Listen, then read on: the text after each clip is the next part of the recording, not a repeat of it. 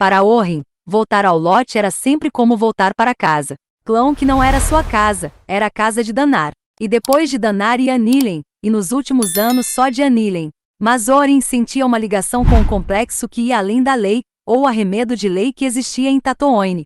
Orhin havia colocado os primeiros tijolos do armazém, levado o primeiro lanspeder para reparos e comido a primeira refeição no balcão do almoço. Um lugar era apenas uma coisa, e não era sensato ter sentimentos com relação a coisas. Mas aquele também era seu último elo com o melhor amigo que ele tivera em sua vida, e isso era algo que ele jamais seria capaz de ignorar. O lote tinha sido a grande ideia de Danar. Ele era bom de ideias, ainda melhor do que Orhin. Juntos, os dois haviam feito grandes coisas acontecerem no Oásis Pica. Um dia, eles imaginavam. As fazendas de Orhin e o mercado de Danar o transformariam em uma segunda potencial. Mas Danar havia mudado depois de se casar com sua funcionária. Formariam em uma segunda Anchoread. Ou até mesmo em Bestine, Orhin podia ver isso acontecendo. O Pica tinha esse potencial. Mas Danar havia mudado depois de se casar com sua funcionária. Ele sempre procurava manter um pé na loja depois disso, sem nunca ter vontade de arriscar mais do que podia se dar ao luxo de cada vez. E depois que Kali nasceu? Jamais. A paternidade provocou o efeito oposto em Orhin. Ele mal podia esperar para chegar à crista todos os dias, procurando tesouro no ar. Mas as apostas de Danar eram ainda menores, e em coisas mais certeiras. Isso havia tornado o lote do Danar uma operação mais robusta, com certeza. Uma boa fonte de renda, mesmo pelos padrões atuais de Orhin. Mas isso significava que apenas um deles seria capaz de aproveitar as grandes chances, quando as oportunidades aparecessem. Quando Jab ainda estava no berço, as empresas de Orhin haviam englobado quase completamente a propriedade do armazém. Não que Danar tivesse algum dia demonstrado inveja do sucesso de Orhin. Danar ficará feliz por ver alguém fazer uso de suas ideias, e o fato de que esse alguém era um amigo a lucrar tornava tudo ainda melhor. As operações Calvel e Gault eram tão próximas quanto podiam ser sem uma sociedade legal, coisa que os amigos nunca contemplaram, dado seu desprezo mútuo pelos burocratas de Bestine. Nenhum coletor de impostos deveria ter aqueles dois homens.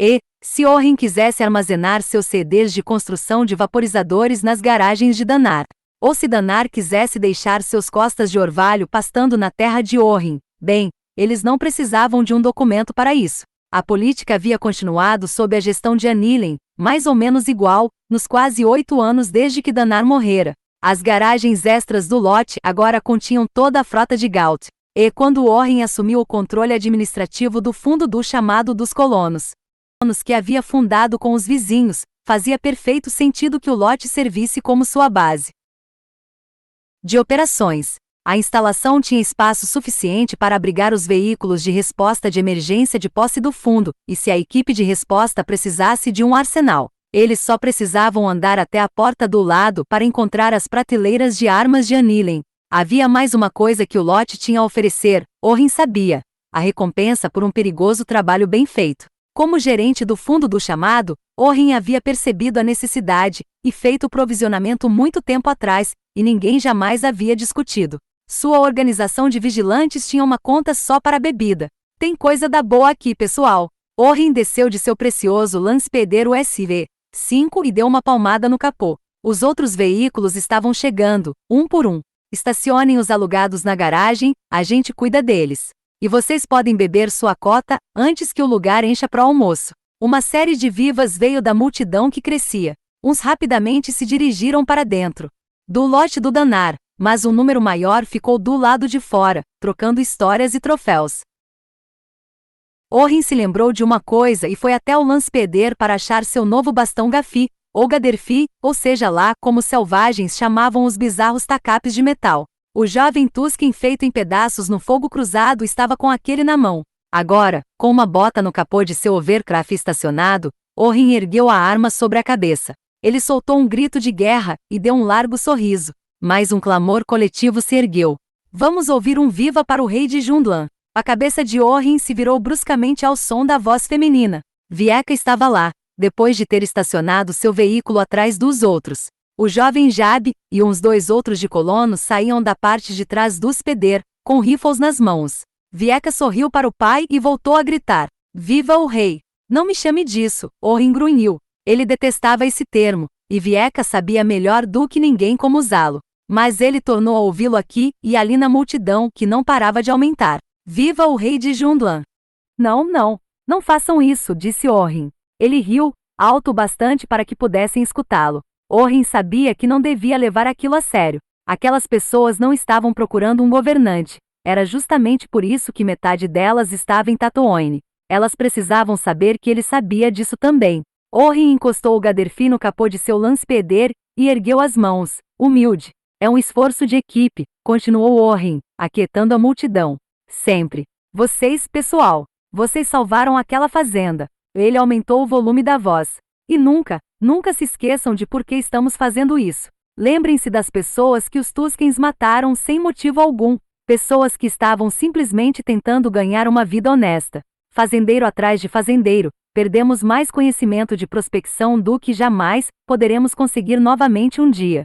É por isso que nos reunimos para montar o que jamais poderemos conseguir novamente um dia. É por isso que nos reunimos para montar o chamado dos colonos anos atrás, para nos ajudar a retomar nossas vidas. Ele apontou para uma torre alta de vaporizador que se erguia da encosta ao sul do armazém. Lá em cima, no topo, está a primeira sirene, erguida no alto do velho vaporizador número 1 de Danar Calvel. Alguns de vocês, os mais novos, não conheceram Danar, mas ele era o melhor amigo que um homem, e este oásis poderiam ter. Os Tuskens o tiraram de nós também, mas a sirene permanece, sendo uma de muitas. Isso é parte de seu legado para nós. Danar se foi, mas o chamado ainda é emitido, e é nosso trabalho atender a ele. Orhin abaixou a voz. Esta é a chave, pessoal. Eu sei que vocês não são guerreiros. Sei que vocês têm seus próprios campos, nos quais deveriam estar trabalhando neste momento. E nem sempre é fácil encontrar os créditos extras que mantêm o chamado dos colonos funcionando. Eu certamente investi muito nele. E não só dinheiro. Ele engasgou por um instante, parando para pigarrear. Mas é isso. Muitos de vocês sabem que meu filho mais novo morreu alguns anos atrás, ao atender ao chamado. Ele fez isso para salvar um vizinho. Não há um dia em que eu não sinta a falta dele, mas não lamento nem um pouco o que ele foi fazer. Uma comunidade é uma coisa viva, e nossas ações juntos são o que a mantém assim. Orhin levantou a cabeça. Os colonos o observavam, enfeitiçados. Como sempre, é só, ele disse, quebrando a solenidade. E antes que vocês bebam, um lembrete. Para qualquer um que ainda não tiver pagado a assinatura desta temporada, o escritório do fundo do chamado dos colonos fica nos fundos, atrás das roupas usadas. Vocês podem precisar de nós em sua propriedade um dia. Esses CDs não funcionam na base da boa vontade. Orhin sorriu quando vários membros da milícia correram para apertar sua mão. Ele levantou a cabeça e olhou para os sóis que subiam. Suas equipes haviam perdido mais uma manhã nos campos, mas aquilo também era importante. Sem a camaradagem, não havia senso de comunidade, o oxigênio de que o chamado dos colonos precisava para funcionar. As assinaturas sempre aumentavam após um ataque Tusken, mas isso não era nada comparado ao que acontecia após uma defesa e uma retaliação bem-sucedidas. Ele assentiu para Mullen, que abriu a porta do armazém para os colonos. Anillen saiu nervosa por ela, quase derrubando Mullen. Orhin avistou uma coisa comprida e preta nas mãos da mulher, um segundo antes que ela avistasse seu filho na multidão. Jab, de quem Vieca estava rindo por causa de alguma coisa, subitamente notou Anillen. Mãe, eu! Bzeap! Um clarão elétrico dourado atingiu o chão, não muito longe dos pés do adolescente. Assustado, o garoto deu um pulo para trás, tropeçando nas botas e caindo sobre o próprio traseiro. Mullen e Orhin ficaram afastados. Eita, disse Mullen. Orhin assentiu. Jab levantou a cabeça da areia para ver a mãe segurando um bastão banta. Mas o que? Percebendo o que havia acontecido, a reação imediata do rapaz foi de incredulidade. Você quase me deu um choque. Bah, eu errei? O Anillen debochou. Talvez eu deva tentar de novo. Mãe. Atrás de Orhin, Kali apareceu na porta do armazém, segurando um bastão mais curto. Mãe, a senhora quer trocar para o bastão de treinamento? Este aqui já está treinando ele direitinho. Anillen grunhiu. Respirando fundo, ela olhou para o bastão banta por um momento antes de revirar os olhos e jogá-lo de lado. Ela se virou e parou em cima de Jab. Agora me escute bem. Você não tinha minha permissão para deixar a preparação do desjejum. Você não tinha permissão para sair trabalhando nos sóis com esses sujeitos.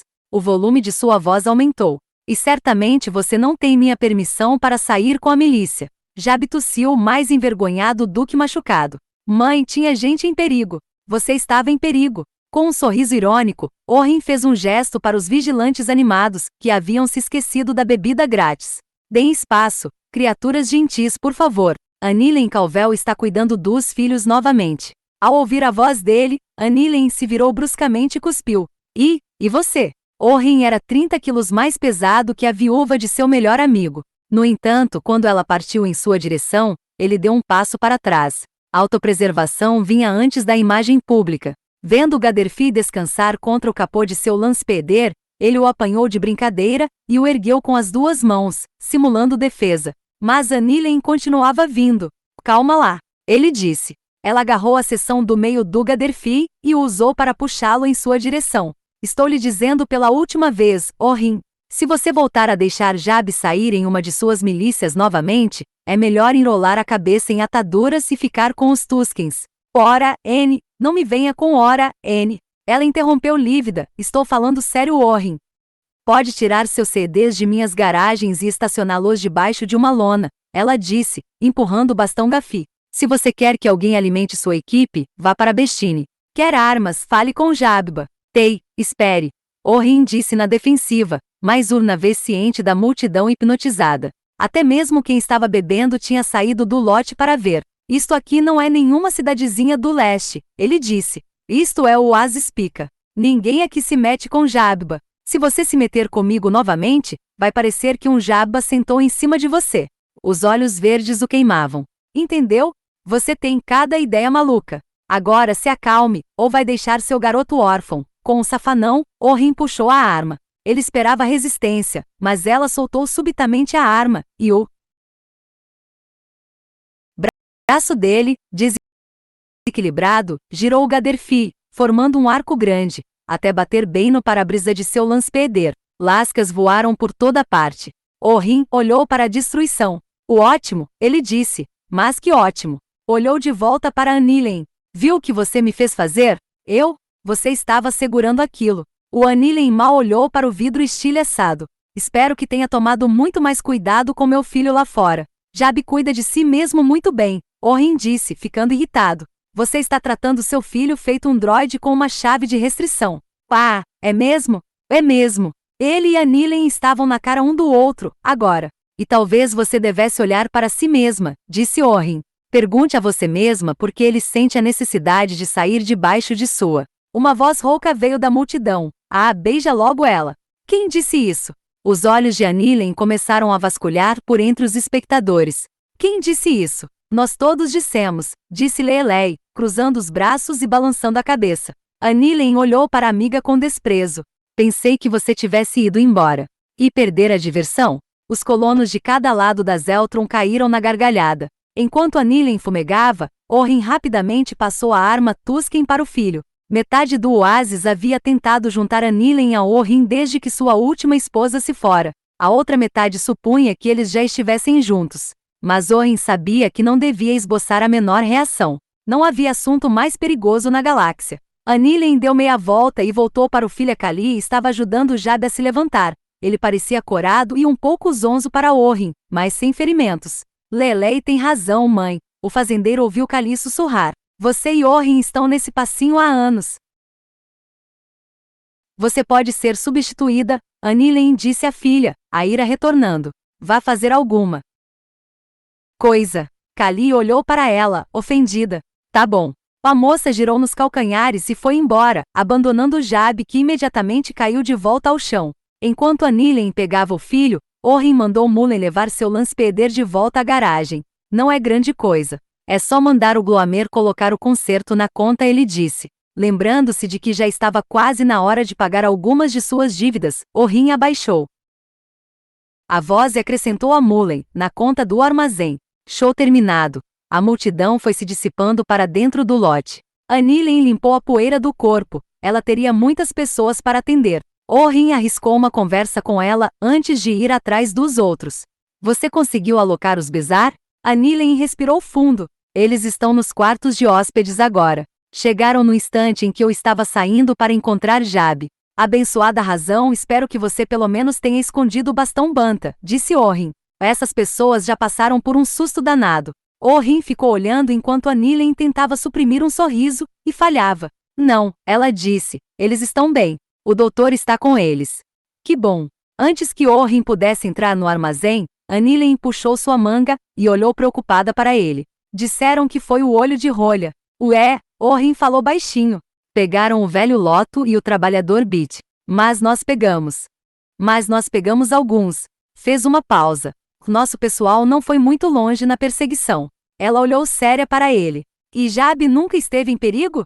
Todo mundo vive em perigo aqui. Você sabe disso. Mas se tentar transformar aquele garoto em um balconista como o pai dele, vai perdê-lo totalmente. Você precisa confiar em mim. Orrin bateu no ombro dela. Agora, se já sabe onde estão seus 2 filhos, acho que temos cerca de 30 heróis esperando seus drinks lá dentro. Na conta do fundo, ela disse, com o que ele imaginou ser uma rigidez falsa. Então, ela quase sorriu. Sim, nós vamos ficar bem. Orrin sorriu enquanto segurava a porta para ela. Aquele acabaria sendo um bom dia afinal de... Um estalo alto ressoou do outro lado do edifício, acompanhado de um grito feroz. O grito indecifrável de uma jovem veio um segundo depois. O que foi agora? Intrigado, Orrin deu a volta no prédio. Ali, no pátio lateral viu um trecho de cerca de curral arrebentado e uma nuvem de poeira se dirigindo para as dunas a sudoeste. Ele só conseguiu ver a figura loura no meio do redemoinho, segurando-se para não morrer. Anilin apareceu do lado dele. Me diga que não é o que eu estou pensando. Não vou mentir para você, disse Orrin, forçando a vista para olhar para a distância. Aquela ali é sua Kali disparando, montada num costas de orvalho maluco. Zit.